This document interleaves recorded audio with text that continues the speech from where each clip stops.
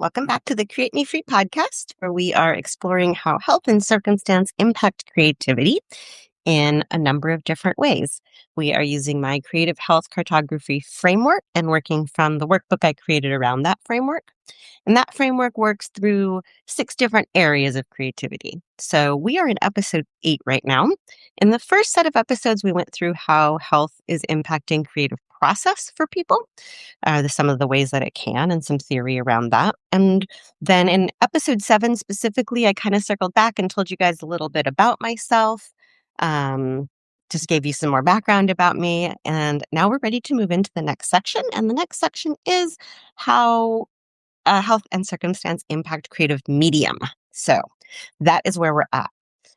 For each of these sections, we have one free episode that gives you the overview, and that's what we're doing today. And then the rest of the episodes are for paying subscribers. You can subscribe at createmefree.substack.com to actually get all the details and all the theory and the exercises that I work through in detail.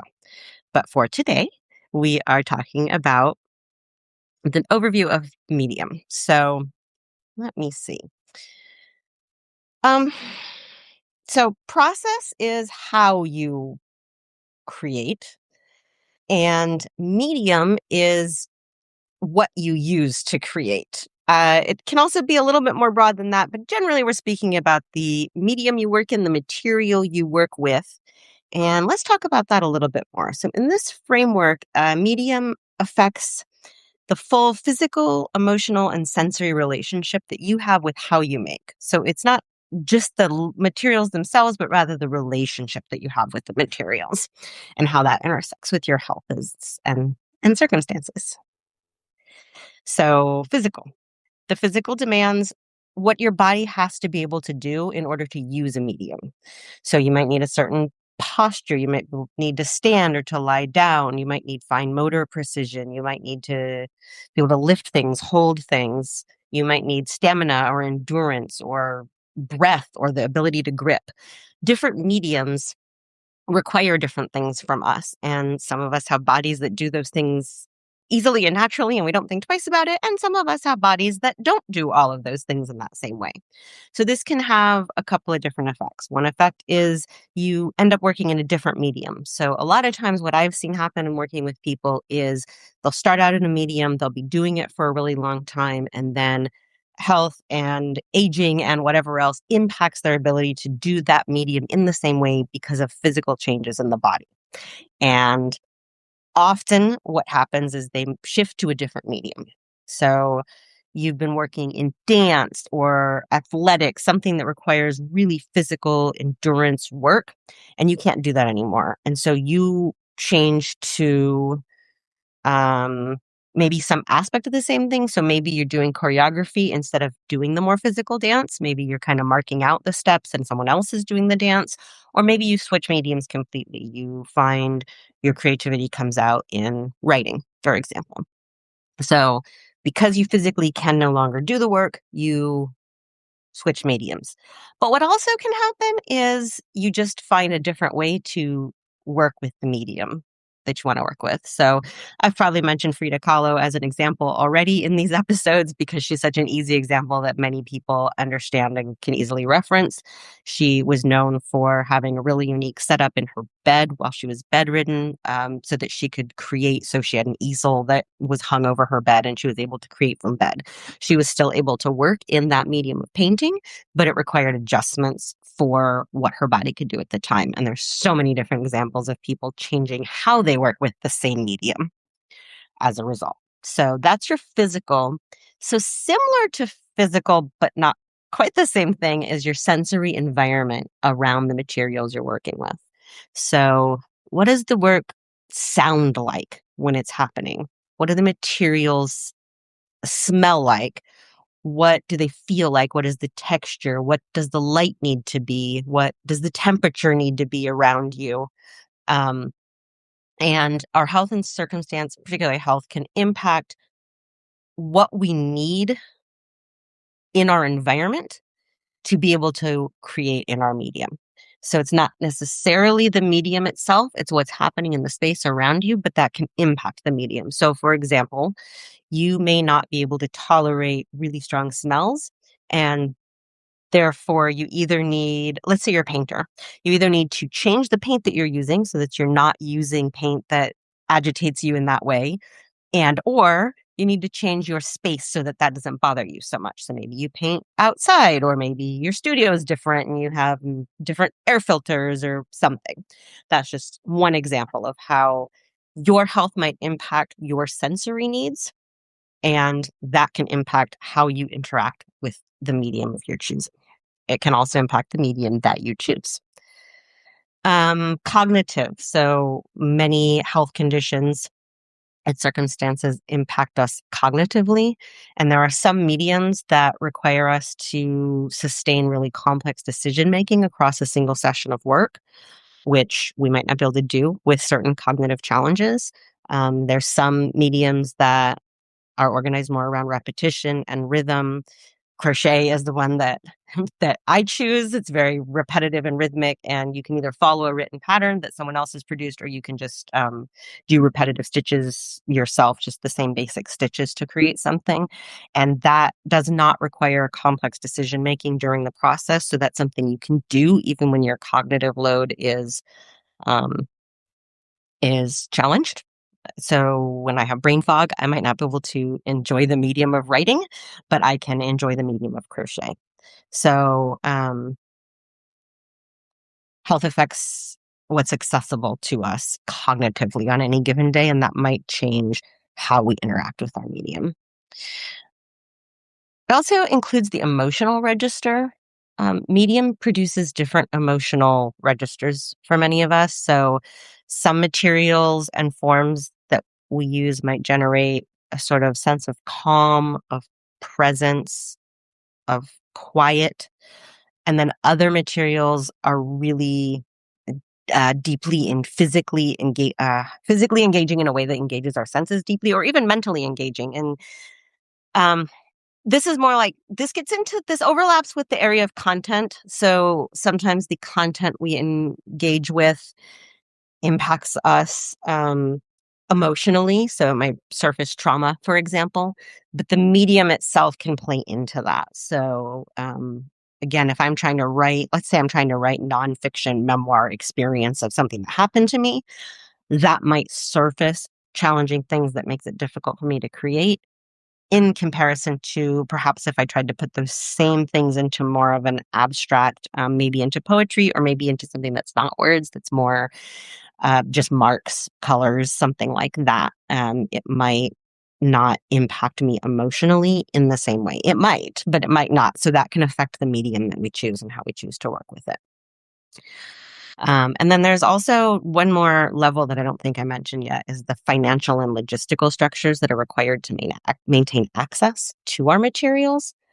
Um, there are certain materials that are just really expensive to work with, or they require a lot of space. They require a specific studio. So life-size sculpture, for example, is going to be more expensive to create and require more space from you to create, that you then have to find the space and afford the space for, than, for example, crochet. I love crochet because it's portable. You can take one little ball of yarn and you can take it with you anywhere, and you can work with it anywhere, and it's very affordable and very portable. In that scale.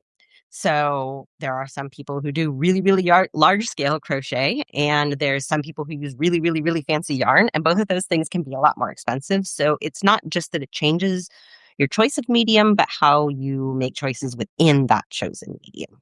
So, um, yeah, so the cost of materials, the availability of studio space, the physical conditions, these are all layers of the medium relationship.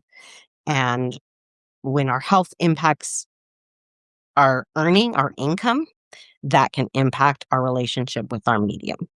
So that's another thing that I consider and talk about in this section. So that kind of shows you how medium interacts with some of these other 6 sections of my framework. It interacts with, so health can impact money, health can impact medium, health can impact money in a way that impacts medium, for example. So that's we're going to focus on medium, but just understanding that all of these things are overlapping or interconnected.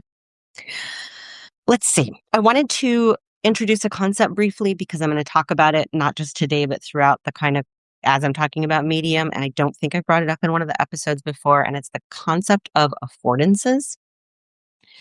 They're from the psychologist James Gibson, and it's defined as the action, possibilities, an environment or object offers a particular actor based on that actor's capacities. Now, that's really a kind of a complicated way of saying it, but basically, it means that there is a physical object, and you are afforded a way to use. Okay, so there's a flight of stairs. And if you are a person with full mobility, the flight of stairs affords you climbing, the ability to climb up those stairs to get to a new place. If you are using a wheelchair, the presence of those stairs affords you an obstacle. The stairs are the same stairs. The body needing the stairs has different affordances. So the affordance depends entirely on the relationship between the object and the body. That's what affordances is. And it comes about in medium specifically and more than in the other areas.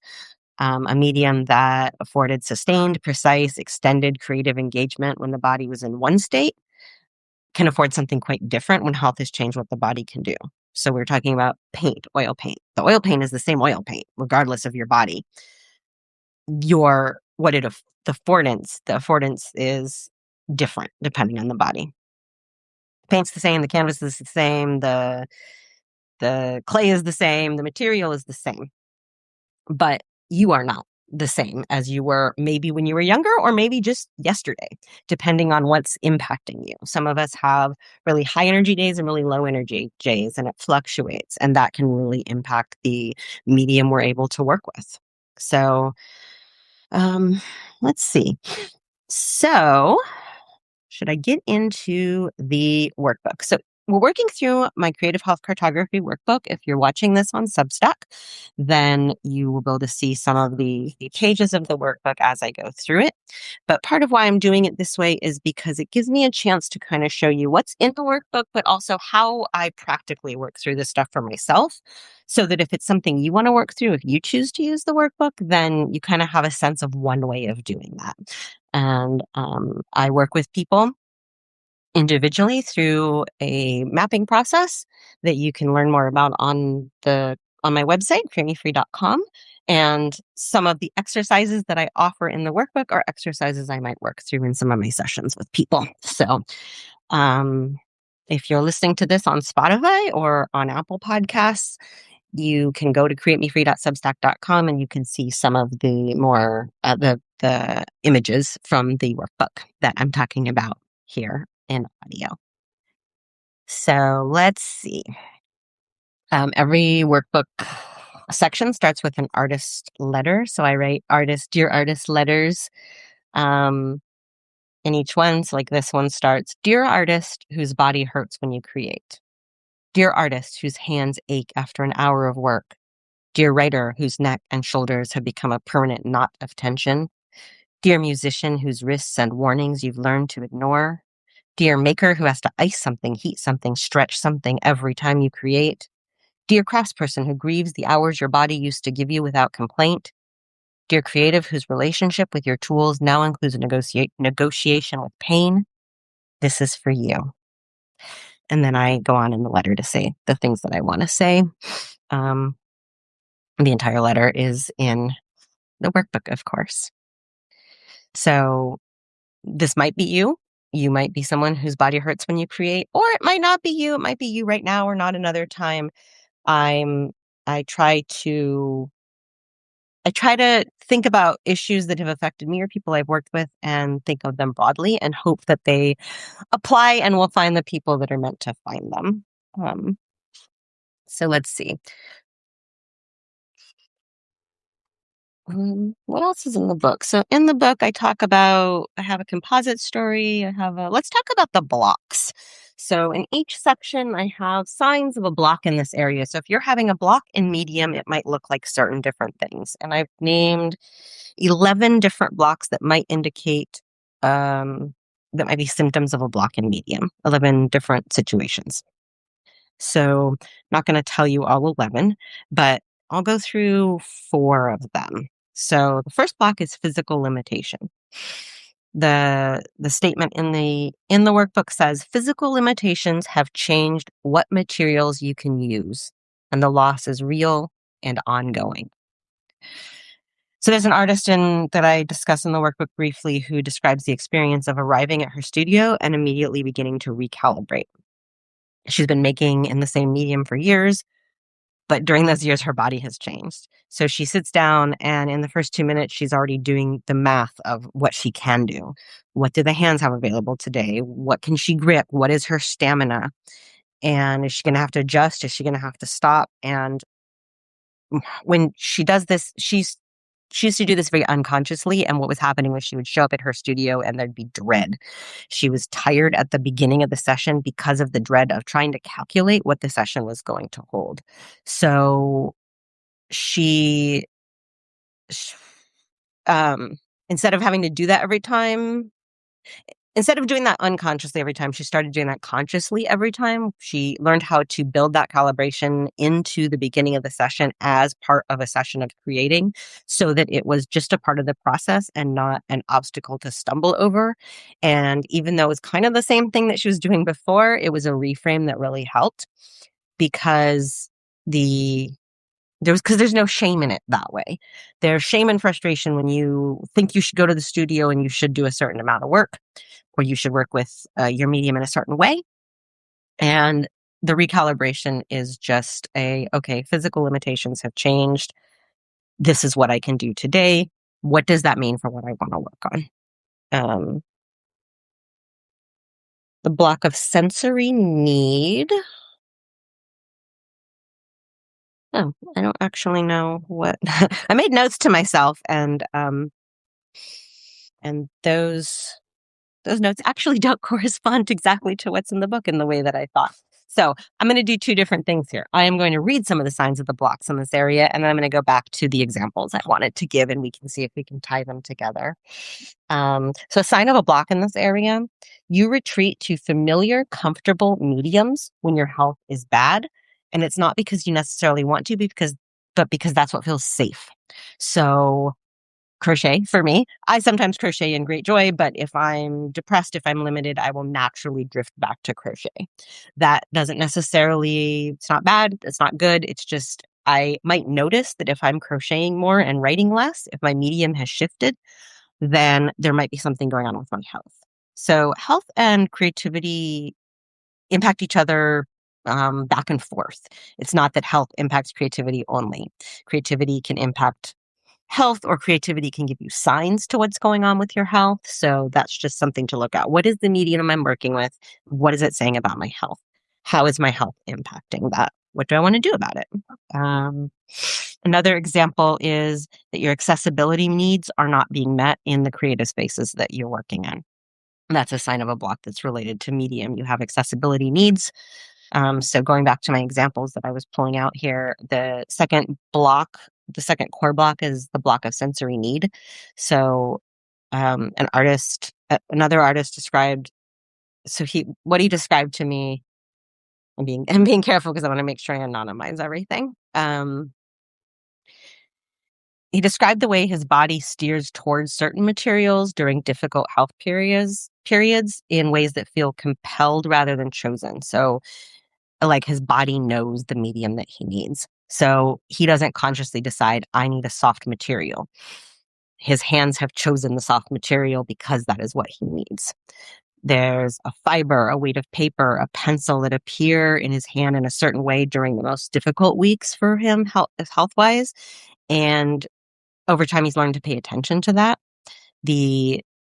He's learned that there's information in that. He's learned to trust it and not try to override it. So a lot of times we try to override what our body's telling us.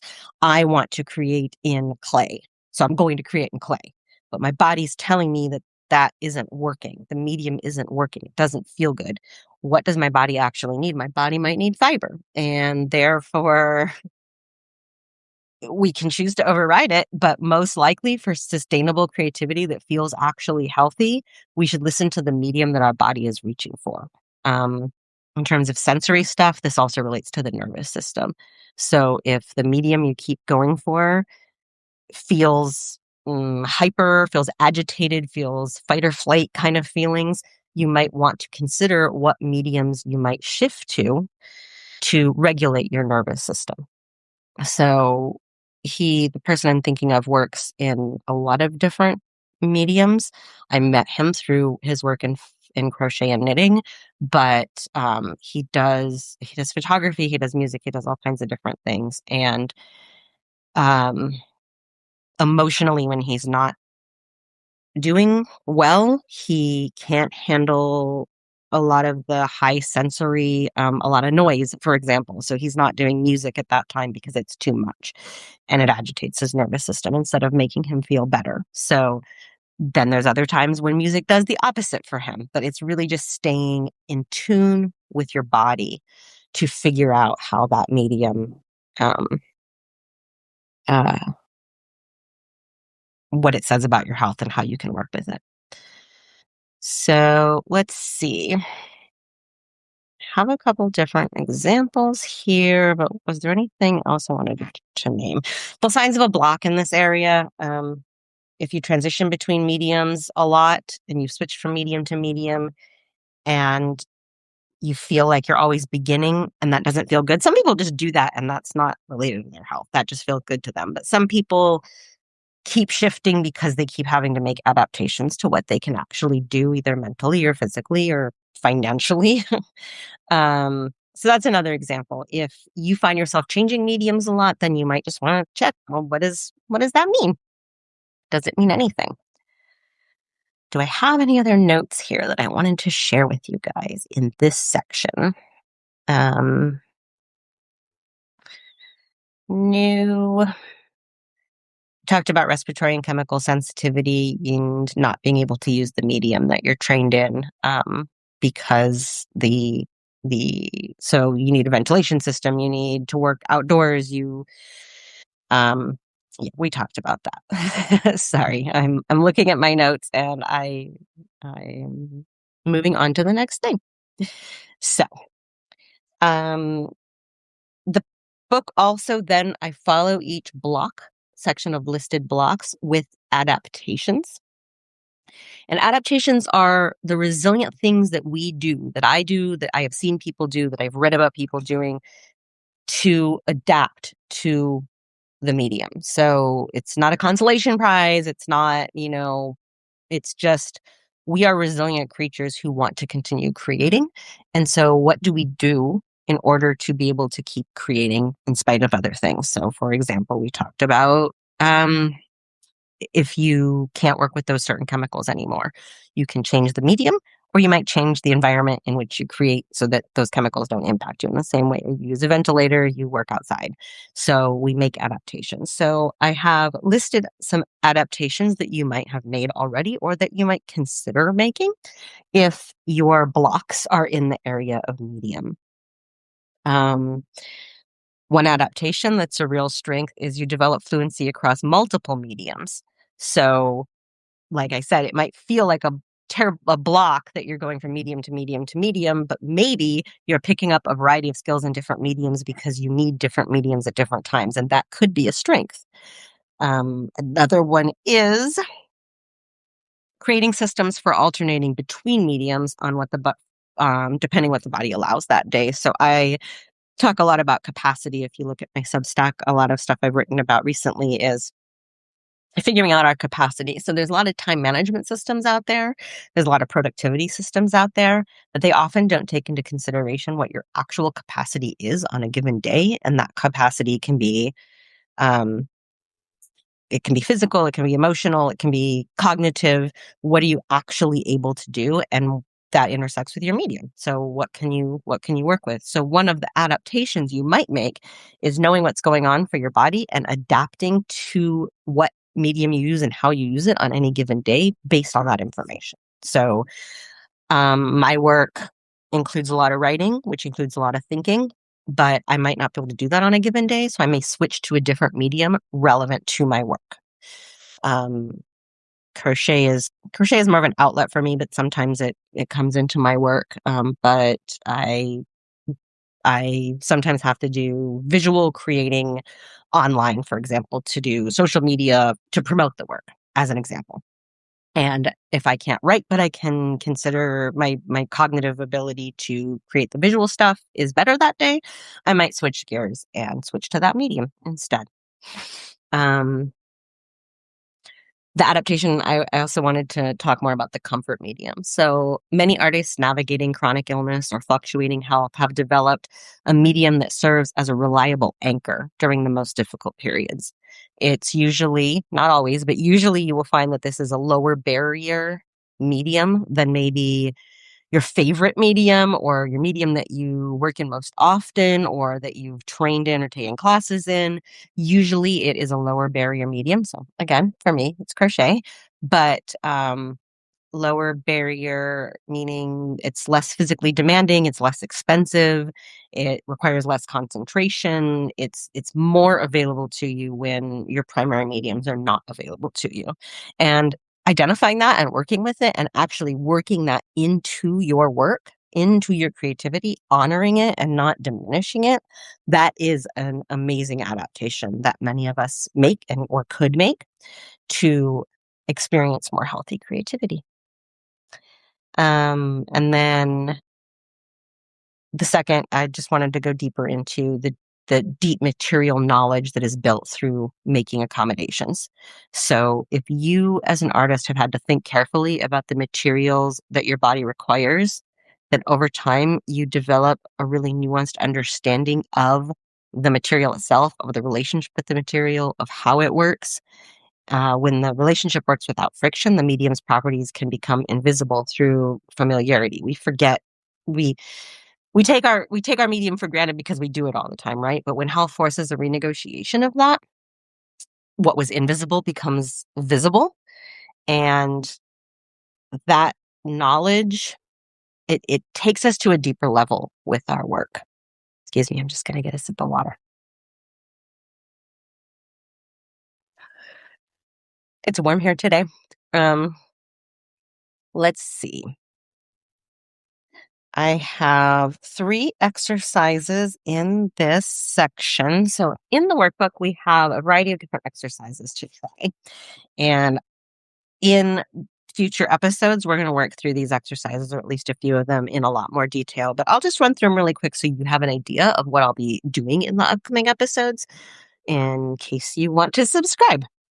So there's 3 that we're going to go through. One is sensory recall, which obviously is a memory exercise. So your body remembers, your body keeps the score, right? Your body remembers the mediums that you have worked in.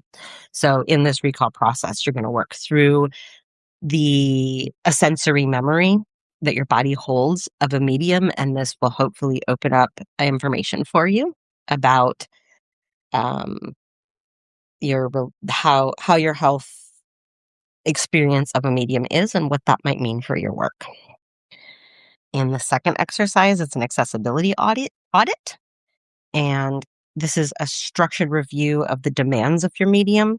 What does this medium that you either do work in or want to work in, what does it demand of you? What does it demand physically? What does it demand financially? It's an audit looking at what it really requires of you so that you can look realistically at whether or not you have the capacity to work in the way you want to in that medium. And if you can't, then you can do something about it. But if you don't really have that information and haven't looked closely at what you need, then there can be a mismatch that you're not really addressing and that just feels bad. Um, I genuinely believe that all of us have the ability to have a really healthy creative life that supports the physical, mental, emotional, financial health we are actually living with.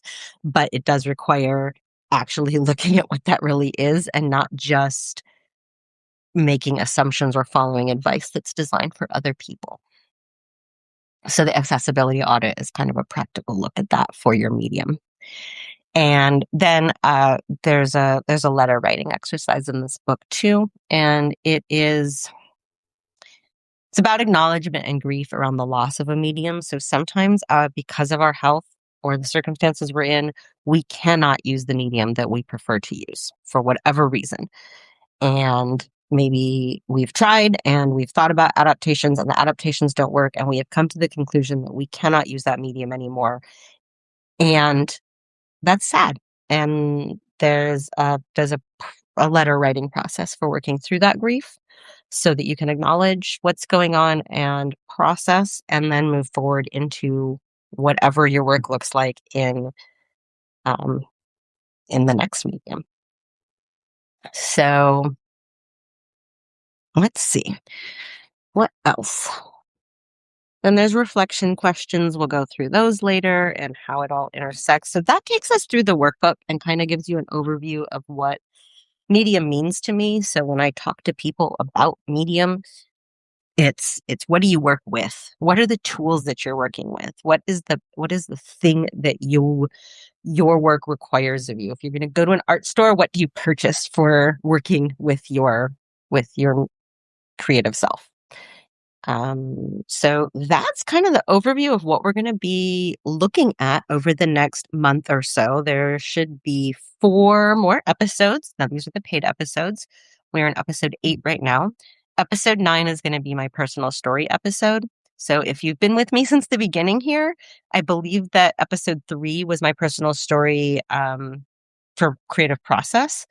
And that's what it's going to be for the next one. So next week, I'm going to talk about the mediums that I've worked in. You've already heard a little bit about them, but I'm going to try to explain them in a little bit more detail as they relate to the actual mapping of my personal health life and what's changed, what it's meant for me, the ways it's been hard for me to work with, the ways it's been wonderful for me to work with. So basically exploring my own biography through this idea of medium. And that'll include some of the stuff from the workbook. That'll be episode 9 next week. Then in episode 10, we'll look at different mechanisms showing exactly how health has altered medium. So I do this through a lens usually of art history. I haven't structured this out yet. So this is probably what I'm going to do is look at 7 artists throughout history whose health conditions have restructured the way that they work with materials. And I'll share those with you and we'll look at it through the idea that there are different mechanisms, different ways we adapt, different ways health impacts our medium. And those will be examples of how that happens. Episode 11 will be mostly theory.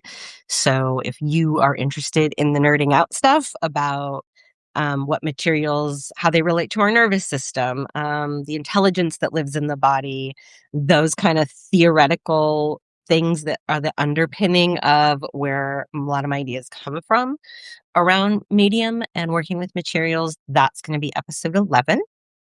And then episode 12 kind of closes it out. We do some of the exercises, we do some of the reflections, kind of work through a little bit more of the workbook. So basically, over the next 4-ish episodes, we are going to kind of weave back in and out between looking at the workbook and looking at my own experience and doing some of the theory. I'll weave all of that in a little bit here, a little bit there.